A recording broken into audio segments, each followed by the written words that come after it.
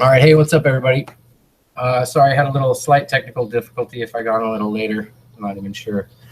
But hope everybody's doing good, and hope your week has been going well here at the middle of the week. So those of us that work like a dog 5 days a week, we're halfway there. But anyway, I wanted to start off by saying if you have questions, Lacey's here again, and she's going to read out the questions a little louder so we can all hear them this time. And if you have a question, just make sure you use the little @ sign and my name so it highlights it. You won't see it highlighted, but we will. And that way,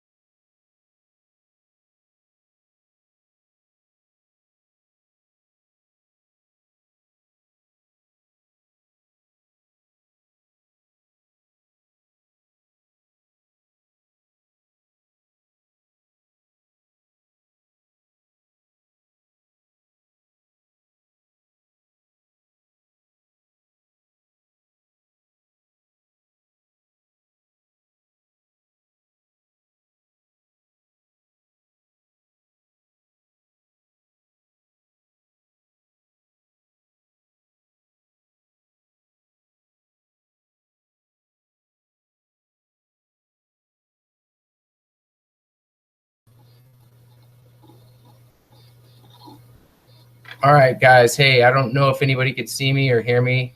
It says we're broadcasting. My internet is intermittent. And I think what we should do is reschedule this for 7 o'clock tomorrow. Hey, bear with me.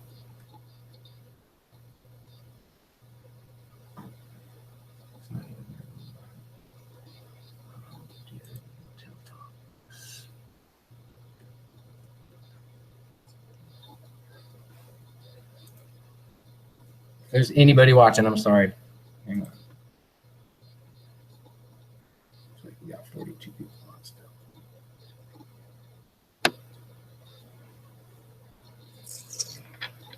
All right, bear with me, guys.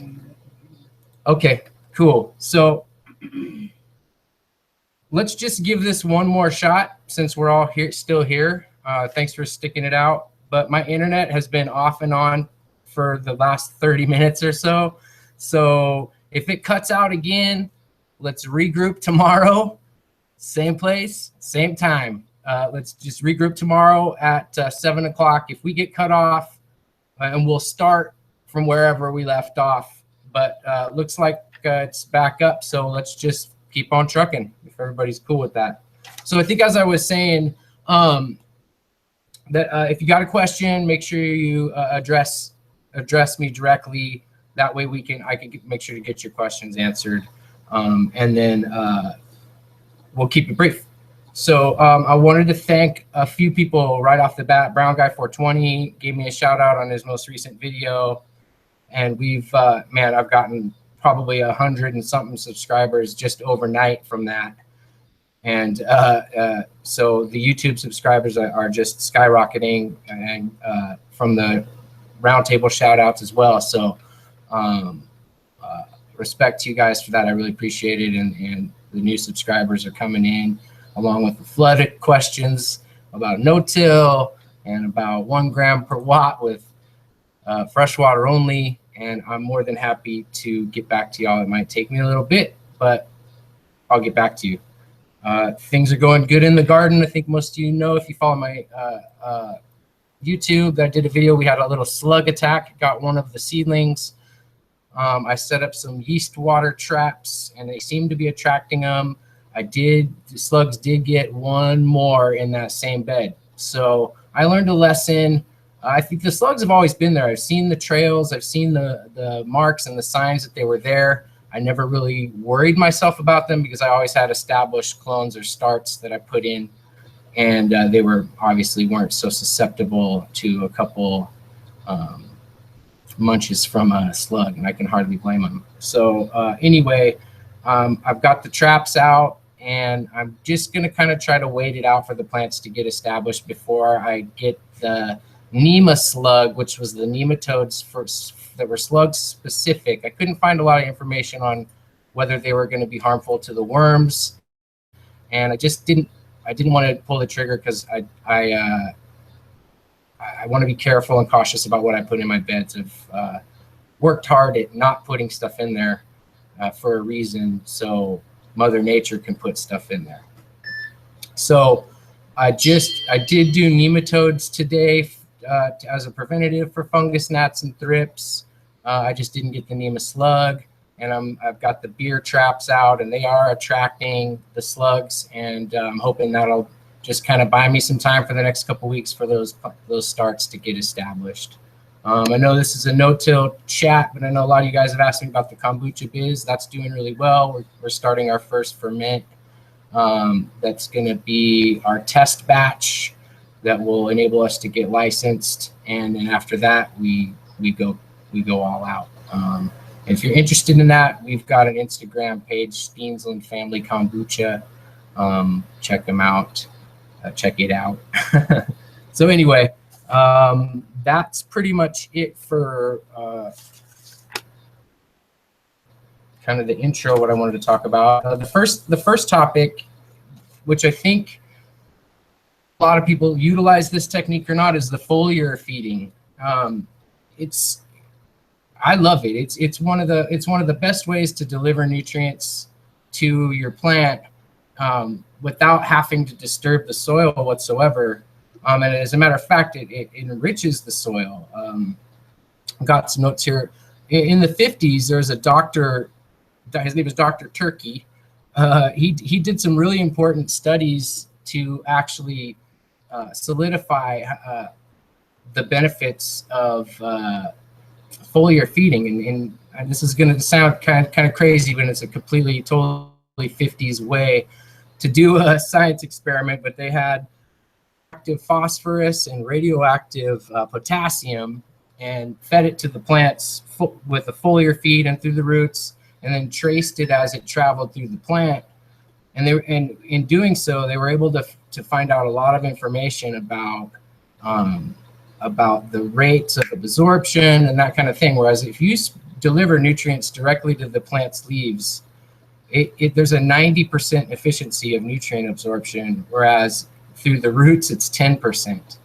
So and there's a really big benefit to applying nutrients to the leaf, especially if you have a problematic soil structure or you have imbalance in your soil. Where adding more inputs to that isn't necessarily going to help, and the plants are going to need nutrient. You can make that nutrient readily available in a foliar spray and nutrient tea. Now that could be any kind of nutrient, really. I mean, I did foliar sprays a lot, even when I was a salt grower. You know, I would foliar spray whatever I was using at a quarter application rate. You know, dilute it down and use that as a spray. And I was really big in trying to not feed anything into the root zone during veg at all, and everything was a foliar feed. That way the roots were nice and fresh when we did start to hit them with flowering newts. There wasn't any kind of stress going on there because they had received the majority of their nutrients foliar. So it's one of those things that you know, if it's not in your plans or your regimen, you should make it. It's even if it's just once every 2 weeks. You know, one of the other benefits, and for us no-tillers, the big benefit of a foliar feed is that it also contributes to the root exudate process, which we touched on in the last couple videos, where that foliar feeding, when it hits the leaf starts to store up carbohydrates, and then it sends it down the chute as an exudate, and that increases the microbial life, and just like what we talked about before. So not only is it really a great way to deliver nutrients to your plant without even disturbing the root zone, it's actually a benefit. And so that, like I say, that's just one of those things. I think if you're not doing it, you should, and you can do it all the way through veg, and even the first couple weeks of bloom cycle is when I do it until bud sets start to form. Then I'll stop all foliar applications at that time. I don't have any kind of specific plan. I don't do it weekly. I typically only use like a kelp tea that I'll foliar on, and I did put links again in the description of this video, you guys, of kind of all the topics we're talking about, some of the places where I pulled information, and just some of like the Coots simple Coots kelp tea recipe that I've got there. That's just, it's a winner. You can't go wrong, and you can store that stuff for a long time in the fridge and use it at a very diluted rate. Your plants love it. So I use that. I'll use like a earthworm compost tea as a foliar, and aloe and shilajit or a full power, and that's pretty much it. And I don't do, like I said, I don't do it on any schedule. I'm not a once a week guy or anything like that. I just kind of as I see fit. So it probably happens 3 or 4 times through veg, and once or twice early bloom, and then that's about it. So that's pretty much it on the foliar. Like I said, you could go crazy. If it's a nutrient, you can dilute it and spray it on the leaves. So if you ain't been doing it, do it and give it a shot.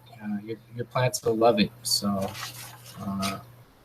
yeah, so that's a really big.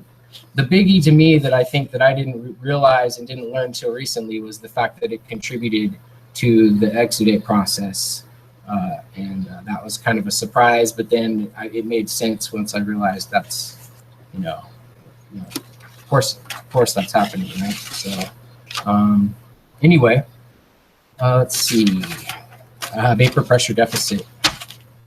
Get a drink. Is there any questions?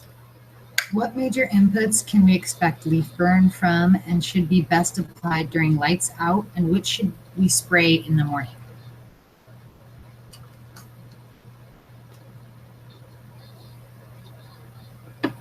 Somebody's asking about what major inputs we can expect leaf burn from, And let's see, and what should be applied during lights out or in the morning. So as for just like a foliar feed, and we're not talking about an IPM, a foliar feed, you're really not going to burn your plants at all because it's just hitting the leaf surface and being absorbed. So the burning happens in the root zone when you apply. I've never had a foliar feed that burned my plant. Now an IPM, on the other hand, where they might have oils or some kind of something in there that will, or a surfactant that might reflect or intensify the sunlight, and that will burn your plant. There's plenty of IPMs that will do that. Foliar feeding is what we're talking about. There's not a foliar feed, I think, as an input that's going to burn your plant. There's plenty of soil inputs that will burn your plant, and we could go on forever about that. But as far as a foliar feed, I've yet to see a plant burned from a foliar feed. Anything else? Okay. I think we're going to move on to the vapor pressure deficit, which is another one of those kind of new hot topic, deals where I get a lot of people talk to me about when they see that I've got 70% humidity. The first question they ask is, do you do that all the way through flower? Yes, pretty much.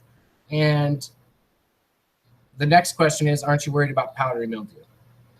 And yeah, of course, we're always worried about powdery mildew, but we'll talk about that after the vapor pressure deficit chunk. The thing about it is that you could do just fine without following the schedule, and that's where a lot of people are like, well, I don't see how important this is because I've been growing for years and I produce really good buds and everything's great, everybody's happy, and so my plants are happy, so I think it's hogwash, and I guess to me that's a testament to how forgiving cannabis is as a plant to grow, right? That it'll grow in a wide range of conditions outside the ideal range. And so when we're talking about vapor pressure deficit, we're talking about putting the plants in that ideal range. And how I came across applying it was for years I grew just like everybody else, tried to keep my room at 50%. My rooms always just kind of were there, so I never really had to have a dehumidifier or add humidity. I never even thought about adding humidity before. So my rooms always stayed fairly dry, 50%, because we're in a dry climate. And I liked the product I was getting. I was getting decent growth, and everything was fine. So, and I think that's kind of where everybody else lies when it comes to vapor pressure deficit. They keep their rooms at 50 because that's what Cervantes has said. That's all kind of the old guard. That was their chant. Their chant was dry rooms, powdery mildew, right? And so we all just kind of existed in that realm. And well, now what happened with me is I bought a mini split air conditioner, a Daikin, a really nice one, a really high powered 3-ton unit that was very effective at drying my room out. And so I had 8,000 watts going, a 3-ton mini split, and my relative humidity was down to 30%, sometimes down below 30%. And I've got a YouTube video that showing it's my mango kush grow before I switched to the beds. It was my first grow in super soil. Those plants were stunted. They vegged for a month, but they stayed tiny, like 2.5 feet tall. And they showed all kinds of micronutrient deficiencies. They never really got green. And I was chasing my tail like a dog, trying to figure out if it was the super soil or what was going on. And after doing some major research, I realized that my room was too dry, and this whole vapor pressure deficit deal came to the forefront, and I really realized that that's what had been going on. So I switched to the beds, I added some humidity to the rooms, and you could see my very next grow, explosive growth, with no problems with powdery mildew so far. And I just wanted, it was obvious that it was the humidity. So I wanted to kind of give you that, my experience with learning about vapor pressure deficit before I touch a little bit on the technical side of it, as basic as I know it. I'm not a whiz on this by any means, but for those of you that have no idea, the vapor pressure deficit is basically a correlation between your temperature and the relative humidity in your room. And so if you're too dry like I was, your plant is going to be transpiring just tons of moisture. If you think about the moisture in the plant as a gas, as a water vapor, it's trying to escape from a place of high pressure, which is inside the plant. You could say that it's pretty much 100% relative humidity inside the plant. And outside, if it's 20% relative humidity, that vapor inside the plant is going to want to escape and fill that void in the atmosphere to equilibrium fast, right? So that plant is going to be transpiring an awful lot of moisture, dryness in the air around it. The pressure deficit the pressure on the plant is low, right? Because we all know what it's like if we've been to the south or on a really humid day. That humidity lays on you like a blanket. That's pressure. You're feeling the pressure of the moisture in the air. The plants sense that same pressure, and not only that, there's a function with transpiration that's not stoppable. If it's too moist, if there's too much pressure on the plant, then it won't transpire moisture, and it'll kind of stagnate, and it'll sit there, and it'll get, and that's when disease will set in. And then actually what they'll do at times, I don't know if any of you have experienced this, you've come into your rooms when after the lights just came on and they've been off for 12 hours, you haven't foliared because you're 6 weeks in bloom, and you've got little droplets of water on the tips of your leaves. And what's happening is the relative humidity at night might be climbing so high that it's basically stifling the transpiration. And the plant it's called guttation. It's basically just secreting moisture out to release it, because it needs to transpire that moisture to keep things moving. And that droplet of water coming out and penetrating the cell walls of the leaf is a prime location for powdery mildew to attach, and for bad fungus and whatnot to get in there, right? So you want to make sure that's where vapor pressure deficit is so beneficial, is that it allows that proper transpiration rate, a healthy transpiration rate, to keep the fluids inside the plant moving and not stagnating, to let the lipids build up on the outside of the cell of the plant, so it's not weeping water every night because it's got to release it, right? Or if it's too dry, the leaves will curl up to try to prevent that transpiration to save moisture. So the analogy I like to use is if you've been running your room at 78 or 80 and 50% relative humidity, you're doing all right. But it's like having a V8 and running it on 7 cylinders. You're gonna get moving, but you're not gonna get everything you need, and you're not gonna get everything that the plant has to offer. I guess would be a better way to put that. So and I like when the lights are on, when your vapor pressure deficit's dialed in, your stomata's fully open, your plant is processing CO2 optimally, and so that's another one of those things. If your vapor pressure deficit's off and you're feeding CO2, you're kind of wasting CO2 at some level, because the plant's not really fully processing it if it's too fucked up about how it's transpiring water. So you want homeostasis, right? You want everything. We worry about our soil. We want our soil to be spot on.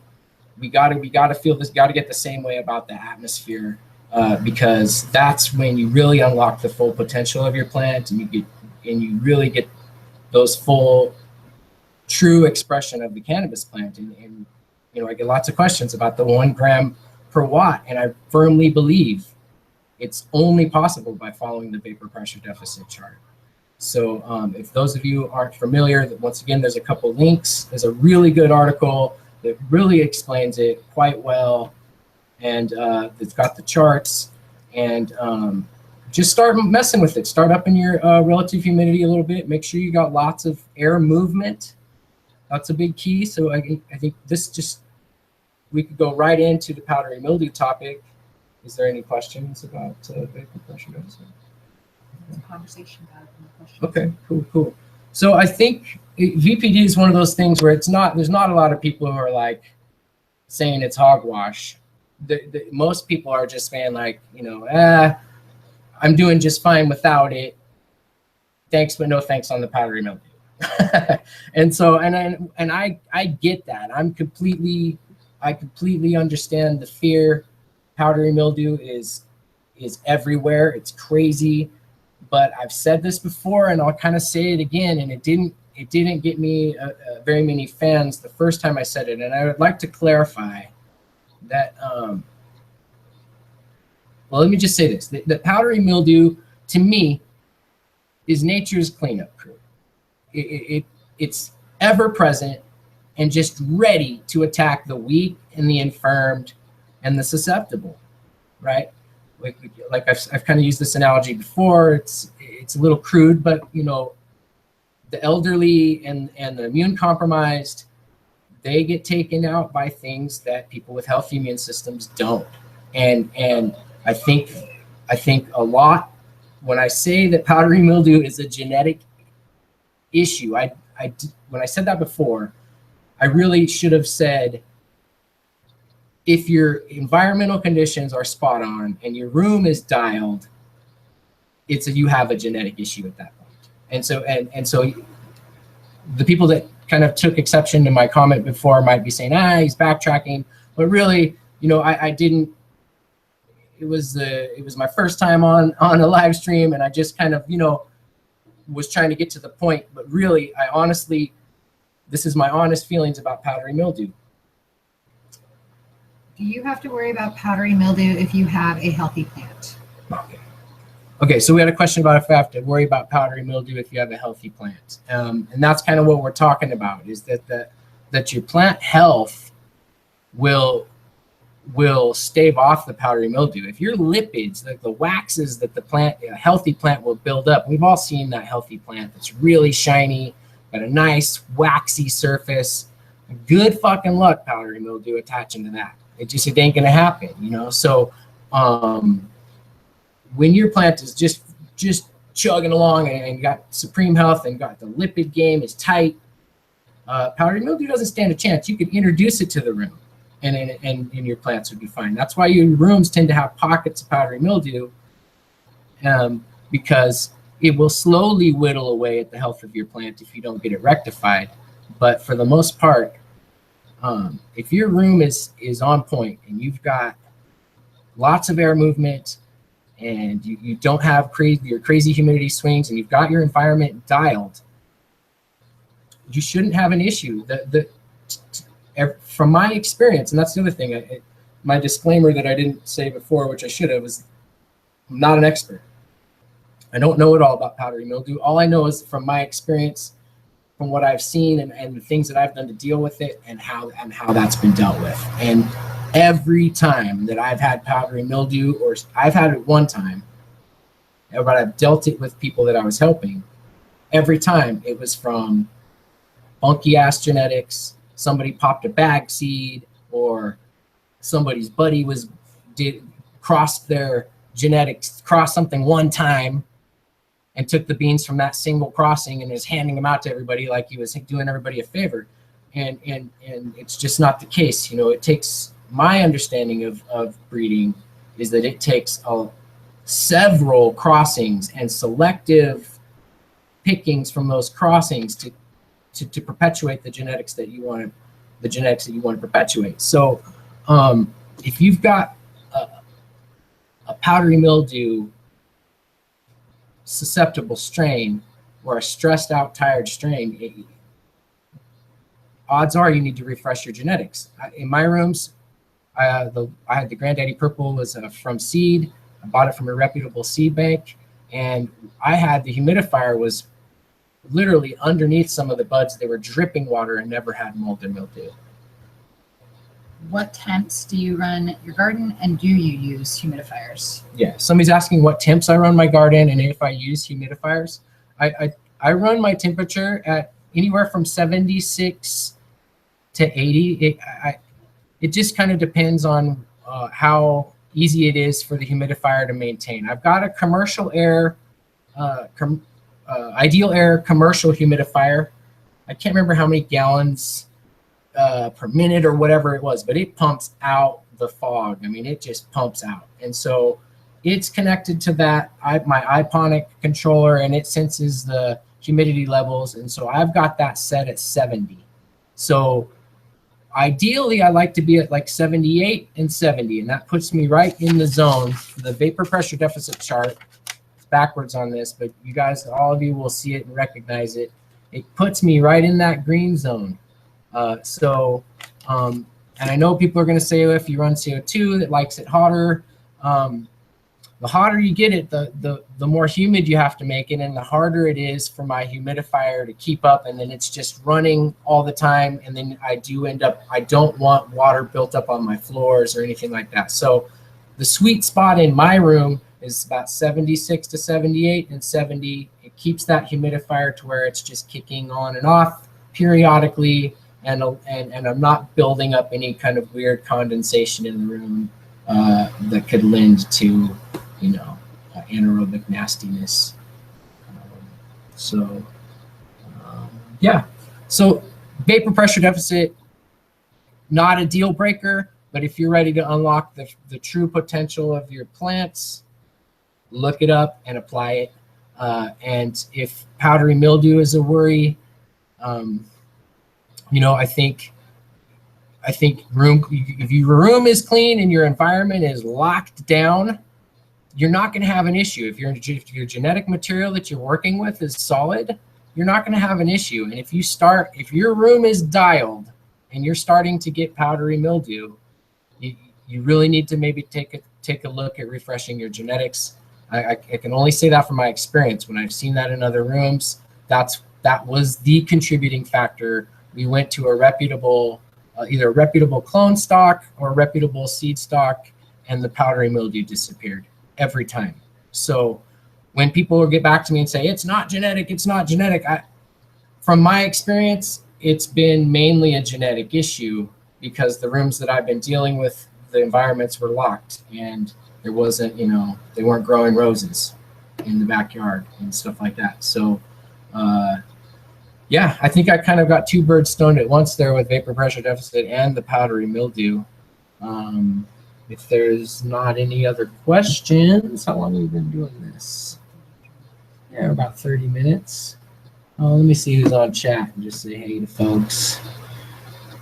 Michael Young, what's up, man? Brown Guy 420, thanks a lot for coming out. I really appreciate it.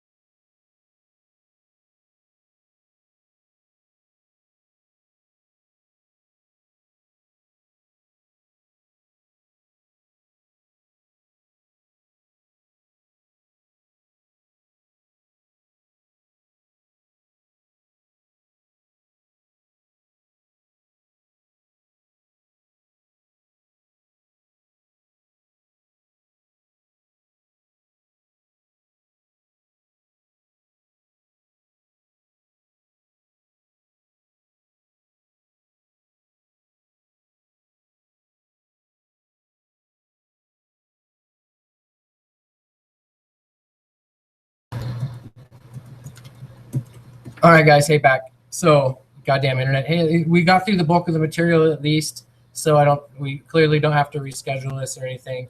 But anyway, seen lots of familiar names out there, and really love the